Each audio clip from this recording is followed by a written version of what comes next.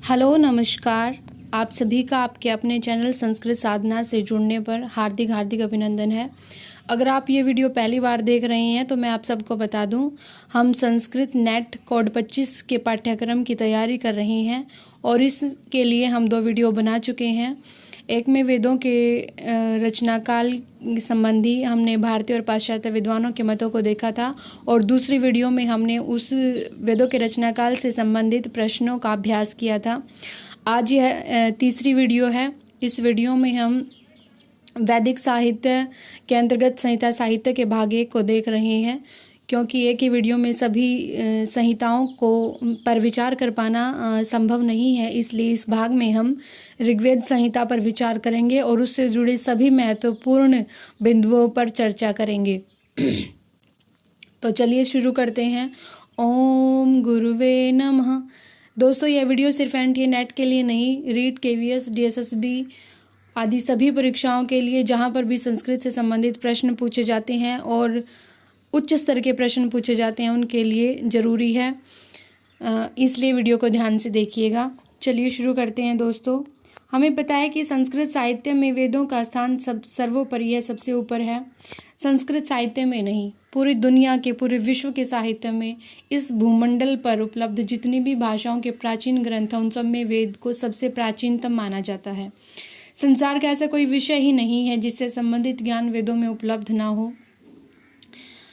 वेद शब्द का निर्माण विद धातु में ज्ञा प्रत्यय करने से होता है, जिसका अर्थ होता है ज्ञान।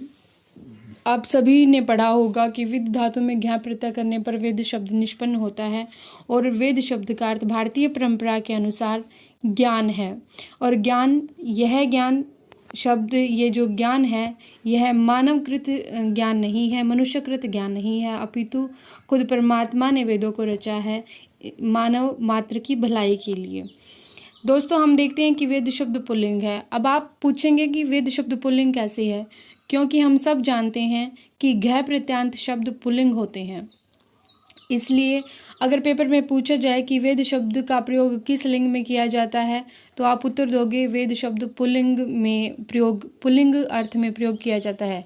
क्योंकि मैंने देखा है कि ब्राह्मण शब्द का जब प्रयोग पूछा जाता है पेपर में कि ग्रंथवाची ब्राह्मण शब्द का प्रयोग किस लिंग में किया जाता है, पुल्लिंग, स्त्रीलिंग या नपुंसक लिंग में, तो उसका उत्तर नपुंसक लिंग होता है।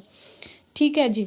उसके बाद आप लोगों ने सुना होगा कि वेदों को श्रुति भी कहते हैं। अब वेदों को श्रुति क्यों कहते हैं, बहुत सारे मित्र जानते हैं, लेकिन जो नहीं जानते उनके लिए मैं बता दूं कि जब प्राचीन काल में पुस्तकें नहीं थी, पढ़ाई का और कोई साधन नहीं था अध्ययन का, उस समय गुरुमुख से ही शिष्य वेदों का श्रवण करके, सुन करके उनको स्मरण किया करते थे, उनको कंठस्थ किया करते थे।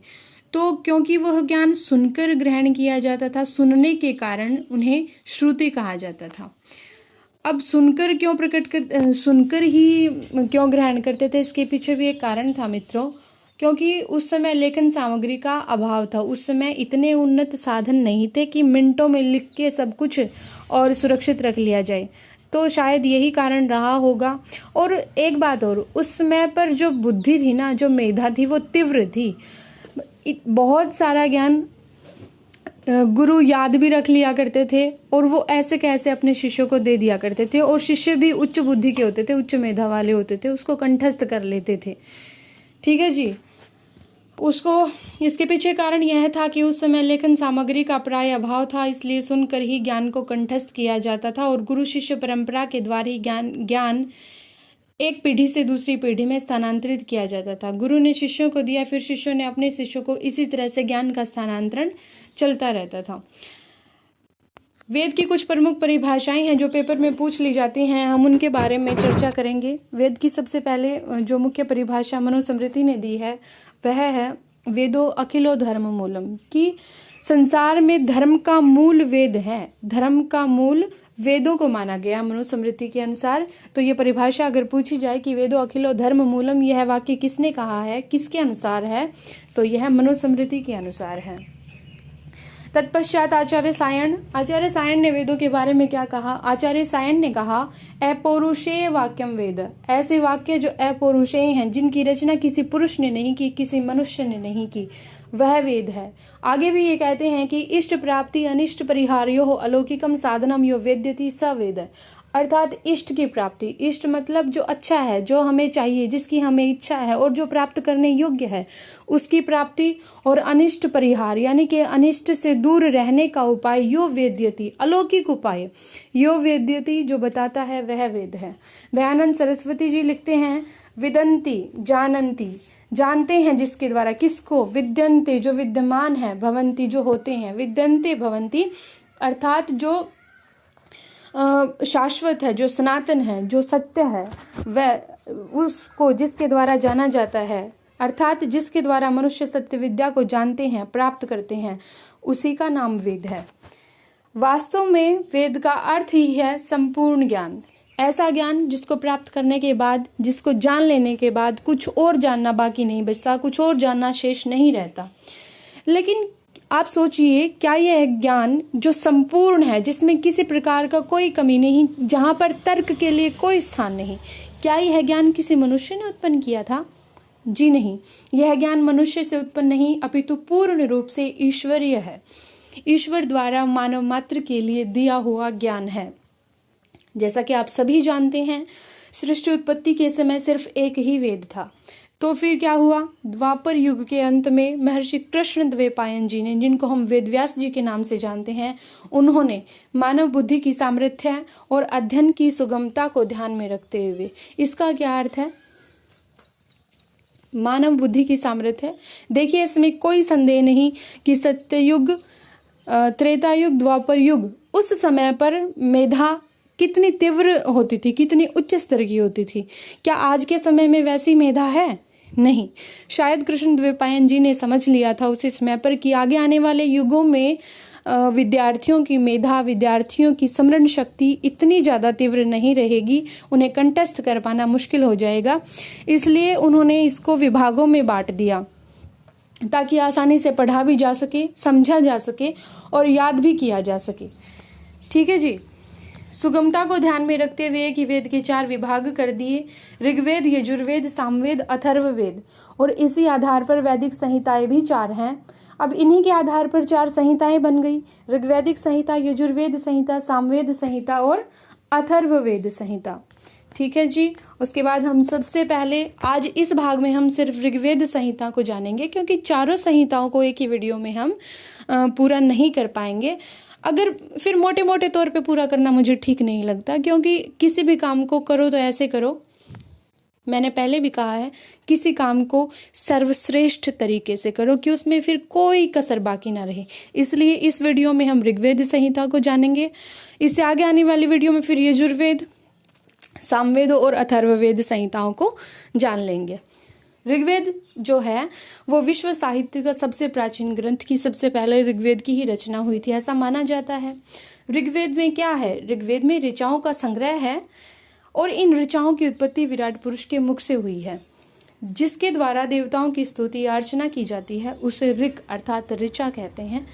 ऋच्यते स्तूयते, अर्चना की जाती है, स्तुति की जाती है, या जिसके द्वारा सारिक वह ऋचा है, और ऐसी ऋचाओं के संग्रह का नाम ही वेद है। अर्थात जहाँ पर ऐसी ऋचाओं को संग्रहित करके रख दिया गया है उसे ही हम ऋग्वेद के नाम से जानते हैं। ऋग्वेद का पुरोहित है होता, सभी वेदों के अलग अलग पुरोहित हैं, हम जब पढ़ेंगे तब आराम से जान लेंगे। अब होता कहते किसको हैं? जो इन ऋचाओं के द्वारा देवताओं का आह्वान करता है। अब ऋग्वेद में ऋचाएं हैं और ऋचाओं का प्रयोग किस लिए करते हैं? देवताओं की स्तुति के लिए करते हैं। तो इन ऋचाओं को जो पढ़ता है, इनको पढ़कर जो देवताओं का आह्वान करता है, वह ऋग्वेद का पुरोहित होता कहलाता है। ठीक है जी। संहिताओं में अच्छा, ऋग्वेद में सबसे ज़्यादा जोर किस पर दिया गया है? ज्ञान पर। हमारे शुरू में वेद त्रयी थे, 3 वेद थे, ज्ञान कर्म उपासना, या ऐसा भी माना जाता है कि वेदों में मुख्य रूप से 3 ही विषय हैं, ज्ञान कर्म और उपासना। इसी आधार पर चारों वेदों को वेद त्रयी के नाम से जाना जाता है। या ऐसा भी कहा जाता है कि शुरुआत में सिर्फ 3 ही वेद थे, अथर्ववेद की रचना बाद में हुई, इसलिए 3 वेद ऋग्वेद, यजुर्वेद और सामवेद को वेद त्रयी के नाम से जाना जाता है। बात चाहे कोई भी हो, लेकिन 3 ही ऐसे विषय हैं जो वेदों में मुख्य रूप से वर्णित हैं: ज्ञान, कर्म और उपासना। ऋग्वेद में ज्ञान की महत्ता है, यजुर्वेद में कर्म की महत्ता है और सामवेद में उपासना। तो ऋग्वेद में महत्ता किसकी है? ज्ञान की। संहिताओं में भी सबसे अधिक महत्व ऋग्वेद संहिता को ही दिया गया है। जो चीज मूल है, जो चीज शुद्ध है, जिसके आधार पर बाकी सभी का निर्माण हुआ, तो निसंदेह है उसको ही अधिक महत्व दिया जाएगा। अब क्योंकि ऋग्वेद के आधार पर ही यजुर्वेद, सामवेद, अथर्ववेद, ब्राह्मण, आरण्यक, उपनिषद सभी की रचना हुई है, सभी के जो विषय हैं उनका मूल ऋग्वेद में है, तो यह स्वाभाविक है कि ऋग्वेद की ऋचाओं को ज़्यादा महत्व दिया जाएगा। यज्ञ के संपादन में भी साम और यजुस के मंत्रों की अपेक्षा ऋग्वेद की ऋचाओं का प्रयोग अधिक प्रभावकारी माना गया है। इसके विषय में तैत्तिरीय संहिता में भी कहा गया है। क्या कहा गया है? यद्वै यज्ञस्य सामना यजुषाम क्रियते, कि जो यज्ञ सामना यानी कि साम के द्वारा या यजुषा या यजुर्वेद के मंत्रों के द्वारा किया जाता है, शिथिलम तत्, वह शिथिल है, कम प्रभावकारी है। यद ऋचा, जो ऋचा से किया जाता है, जो ऋग्वेद की ऋचाओं और ऋग्वेद के मंत्रों के द्वारा किया जाता है, उसे दृढ़ माना गया है, उसे अधिक लाभकारी माना जाता है। उसके बाद ऋग्वेद का विभाजन कैसे किया गया है, इसको ऋग्वेद का क्रम भी कहते हैं, वो देख लेते हैं। ऋग्वेद का विभाजन 2 प्रकार से किया जाता है, एक अष्टक क्रम में, एक मंडल क्रम में। अष्टक क्रम में कैसे? इस विभाजन में ऋग्वेद को 8 अष्टकों में बांटा गया है। आप अष्टक से समझ जाइए, अष्टक मतलब 8। ऋग्वेद के 8 विभाजन कर दिए, 8 अष्टक, अष्टक भी किए और कितने किए? 8 किए, ठीक है। ऋग्वेद के 8 अष्टक किए। अब प्रत्येक अष्टक में 8 अध्याय, देखिए 8 अष्टक हैं, प्रत्येक में 8 अध्याय, तो बताइए कुल कितने अध्याय हो गए? अध्याय हुए 8 को गुणा कर लीजिए 8 से, यानी कि 64 अध्याय। प्रत्येक अध्याय को फिर वर्गों में विभाजित कर दिया, प्रत्येक अध्याय को वर्गों में बांटा, और कितने, एक वर्ग में कितने मंत्र हैं? 1 से लेकर 9 तक, किसी में 3, किसी में 4, किसी में 8, किसी में 7, 9 तक के मंत्र हैं। इस प्रकार 8 अष्टक, 64 अध्याय और 2006 वर्ग हमें प्राप्त होते हैं। इस क्रम को, इस विभाजन को इतना ज़्यादा वैज्ञानिक नहीं माना जाता या इतना ज़्यादा प्रचलित भी नहीं है। इसकी अपेक्षा जो मंडल क्रम है, ऋग्वेद का जो मंडल क्रम है, वो ज़्यादा प्रचलित, ज़्यादा महत्वपूर्ण और ज़्यादा वैज्ञानिक है। मंडल क्रम के अनुसार ऋग्वेद में 10 मंडल हैं। मंडलों को फिर अनुवाकों में बांटा गया है, 85 अनुवाक हो जाते हैं। अनुवाकों को फिर सूक्तों में बांटा गया है, 1028 सूक्त हो जाते हैं। और सूक्तों में फिर क्या दिए गए हैं? मंत्र। आप सभी जानते हैं अग्नि सूक्त में क्या है? मंत्र हैं। और अग्नि सूक्त कौन से मंडल का है? फिर अग्नि सूक्त अनुवाक में है और अनुवाक मंडल में है, इसलिए मंडलों को अनुवाकों में, अनुवाकों को सूक्त में और सूक्तों को मंत्रों में बांटा गया है। कहीं कहीं पर मंत्र संख्या 10,589 सही 1/4 भी मिल जाती है, यह महत्वपूर्ण है, पूछी जाती है। उसके बाद ऋग्वेद के दूसरे मंडल से 7वें मंडल तक का, यहाँ पर 7 लिखा हुआ है गलती से, 7वें मंडल तक का जो अंश है वो प्राचीन माना जाता है। कोई आपसे पूछे कि ऋग्वेद का कौन सा अंश है जो प्राचीन माना जाता है, तो उसका उत्तर होगा दूसरे मंडल से लेकर 7वें मंडल तक का अंश प्राचीन माना जाता है। अच्छा जी, इन मंडलों में सूक्तों के संयोजन की भी विशेषता है। सूक्तों को कैसे संयोजित किया गया है, कैसे व्यवस्थित किया गया है, इसकी अपनी विशेषता है। क्या विशेषता है? वो ये विशेषता है कि जिन ऋषियों के सूक्त अधिक संख्या में हैं, मान लीजिए किसी ऋषि ने 50 सूक्त रच दिए, मतलब रचे तो नहीं, 50 सूक्तों के मंत्र दृष्टा है, ठीक है, और कोई 40 का है, तो जो कम वाला है ना 40 वाला, उसको पहले रख दिया और जो ज़्यादा वाला है उसको बाद में। आरोही क्रम में संयोजन किया गया है। विद्वानों का निष्कर्ष है कि प्रथम, अष्टम, नवम और दशम मंडल बाद में जोड़े गए। सबसे प्राचीन बता दिए दूसरे से 7वें तक, तो पहला, 8वां, 9वां और 10वां मंडल ये बाद में जोड़े गए। और इन चारों में भी जो सबसे प्रवृत्ति है, अर्थात जो सबसे बाद का है, वो दशम मंडल माना जाता है। प्रश्न पूछा जाए कि ऋग्वेद का कौन सा मंडल सबसे प्रवृत्ति माना जाता है, तो उत्तर होगा दशम मंडल। ठीक है जी, समझ आ गया यहाँ तक। उसके बाद हम ऋग्वेद की शाखाएं देखेंगे। हम ऋग्वेद से जुड़े हर बिंदु को देखेंगे, कुछ नहीं छोड़ा जाएगा। ऋग्वेद की शाखाएं, महाभाष्यकार पतंजलि ने ऋग्वेद की 21 शाखाएं मानी। महाभाष्यकार पतंजलि जो हुए हैं, उन्होंने अपने महाभाष्य में लिखा कि एक विंशतिधा वावृचम, एक विंशतिधा यानी कि 21 तरह से ऋचाएं हैं, 21 शाखाएं हैं। लेकिन क्या आज ये 21 शाखाएं मिलती हैं? नहीं। कारण वही रहा होगा, लिपिबद्ध करके रखा नहीं गया और अच्छी तरह से सुरक्षित नहीं रखा गया। समय के साथ साथ शाखाएं गुम हो गई, लुप्त हो गई। आज तो इन शाखाओं के नाम भी हमें पता नहीं है। केवल 5 शाखाओं के नाम हमें प्राप्त होते हैं, हमें ज्ञात होते हैं। वो हैं शाकल शाखा, बास्कल शाखा, शांकायनी शाखा, मांडुकायनी शाखा और आश्वलायनी शाखा। यहाँ से परीक्षा में प्रश्न पूछा जाता है कि कुछ शाखाओं के नाम दे दिए जाएंगे मिक्स करके, मिला करके, परस्पर मिश्रित करके, यजुर्वेद, अथर्ववेद आदि की, और उनमें से पूछ लिया जाएगा कि इनमें से कौन सी शाखा ऋग्वेद से संबंधित नहीं है या ऋग्वेद से संबंधित है। तो आप सभी को ये इन शाखाओं के नाम याद होने चाहिए, ज्यादा नहीं है, 5 ही हैं, शाकल, बाष्कल, शांकायनी, मांडुकायनी, आश्वलायनी। ठीक है जी। उसके बाद ऋग्वेद के कवि हम देख लेते हैं। ऋग्वेद के कवियों को क्या कहते हैं? ऋषि कहते हैं।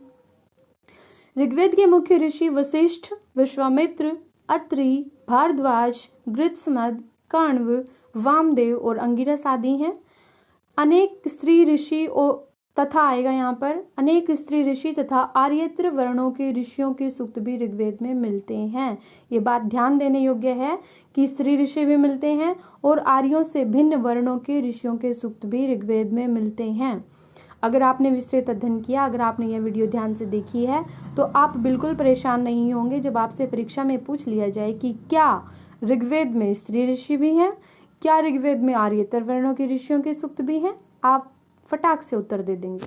उसके बाद हम देखेंगे ऋग्वेद की विषय वस्तु, मतलब वर्णन किस किस चीज का है ऋग्वेद में। ऋग्वेद की विषय वस्तु अत्यंत व्यापक है, जो सभी चीजों का मूल है, जिसमें सारे संसार का ज्ञान समाया हुआ है। क्या वह व्यापक नहीं होगा? निसंदेह व्यापक होगा। धर्म, दर्शन, कर्मकांड तथा विभिन्न लौकिक विषयों का समावेश है। वास्तव में चारों संहिताओं, ब्राह्मण ग्रंथों, आरण्यक तथा उपनिषद ग्रंथों में जितने भी विषय वर्णित हैं, उन सब का मूल ऋग्वेद में है। विषय वस्तु की दृष्टि से सूक्तों को निम्नलिखित वर्गों में हम बांट सकते हैं।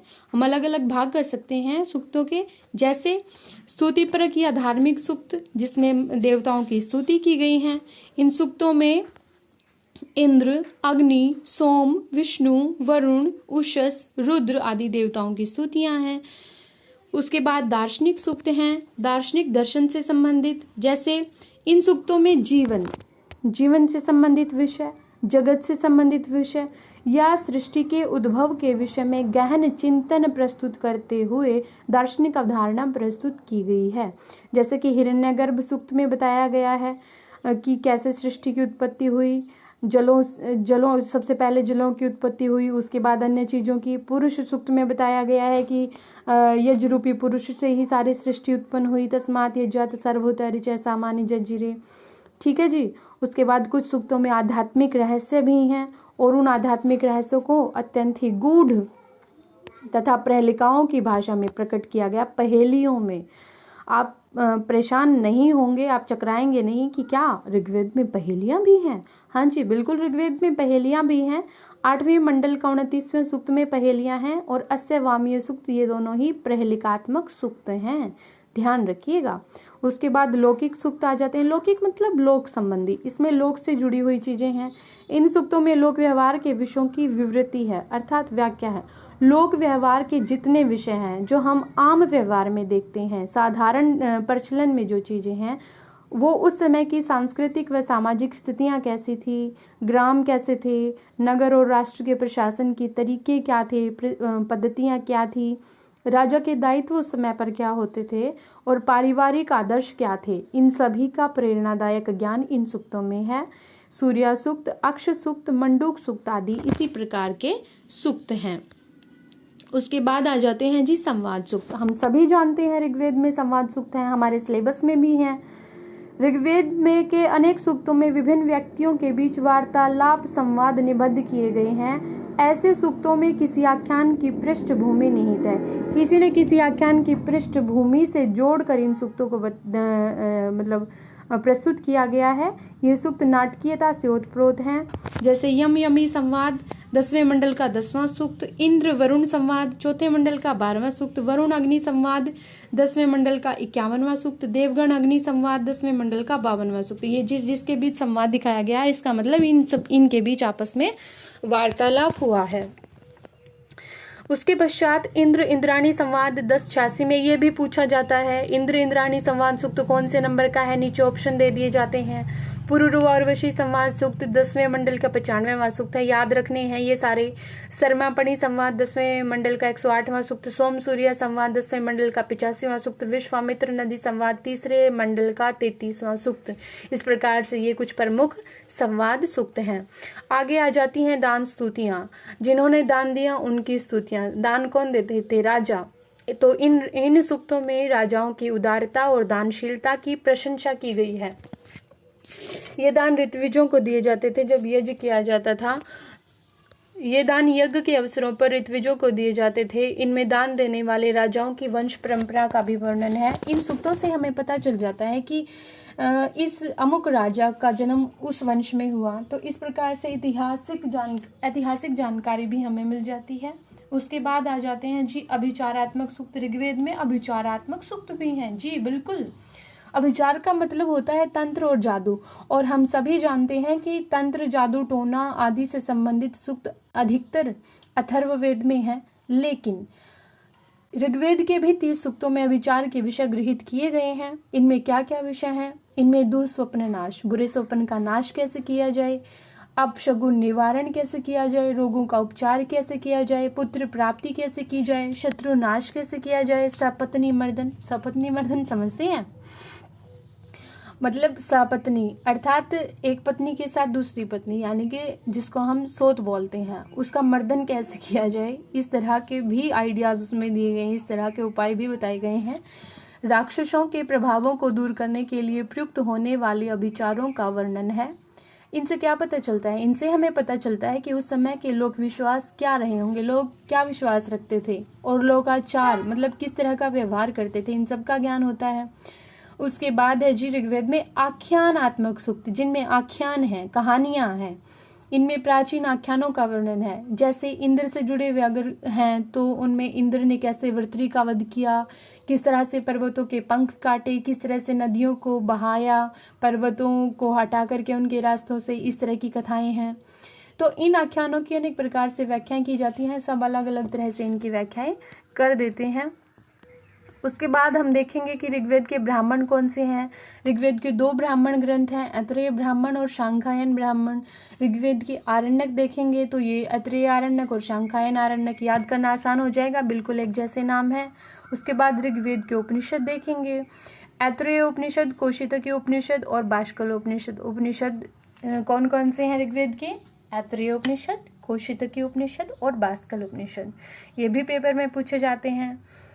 उसके बाद अगर कोई पूछे कि ऋग्वेद का सबसे प्रारंभिक सूक्त कौन सा है, तो हम सभी को पता होना चाहिए अग्नि सूक्त से ऋग्वेद की शुरुआत होती है। ऋग्वेद का अंतिम सूक्त कौन सा है? संज्ञान सूक्त है। ऋग्वेद में छंद, ऋग्वेद में 11 छंदों का प्रयोग हुआ है। इनमें से 7 सबसे ज्यादा प्रयुक्त हुए हैं। त्रिष्टुप छंद, गायत्री छंद, जगती, अनुष्टुप, उष्णिक, पंक्ति और बृहति। ऋग्वेद में नदियां, हम कुछ नहीं छोड़ने वाले, ऋग्वेद से जुड़ी हुई सारी चीज़ों को आज हम देख लेंगे। ऋग्वेद में देखिए सप्त सिंधु प्रदेश का नाम आया है। हमने पहले वीडियो में भी सप्त सिंधु प्रदेश सुना था ना। तो सप्त सिंधु का मतलब क्या है? सप्त सिंधु 7 नदियाँ, और कौन कौन सी 7 नदियाँ? सिंधु, विपाशा, विपाशा को आजकल हम व्यास के नाम से जानते हैं, शुतुद्र या शुतुद्र जिसको सतलुज के नाम से जानते हैं, वितस्ता आज के समय की झेलम, असीकनी आज के समय की चिनाब, परुष्णी नदी आज रावी, और अंत में सरस्वती नदी। इस प्रकार हमने ऋग्वेद से जुड़े हर पहलू को, हर बिंदु को बहुत विस्तार से देखा। आशा करती हूँ आप लोगों को आनंद आया होगा, कुछ नया सीखने को मिला होगा। मैं इसी तरह से हम क्या कहते हैं संस्कृत के पूरे पाठ्यक्रम को इसी तरह से पूरा करेंगे, बहुत विस्तृत रूप से, बहुत आसान भाषा में, ताकि आप लोग समझ सकें। आप इनके नोट्स जरूर बनाइएगा। मैं बार बार आपको कहती हूँ, अंत समय में आपको आपके नोट्स ही काम आते हैं। क्या पता पेपर के समय पे इंटरनेट न चले, क्या पता आपका फ़ोन खराब हो जाए। ठीक है, इस तरह से सोचिए। और आपने जो लिख लिया ना, आपने जो नोट्स बना लिए, वो आपके पास हमेशा सुरक्षित रहेंगे और पेपर के समय आप फ़ोन उठाने की बजाय जल्दी जल्दी उनकी पुनरावृत्ति कर पाएंगे। इसी शुभकामना के साथ कि ये वीडियो आपके काम आए, आपका फ़ायदा हो, आप अपने लक्ष्य की तरफ आगे बढ़ें, इसी मंगल कामना के साथ नमो नमः। इति ऋग्वेद संहिता। जय श्री राम, जय माँ सरस्वती।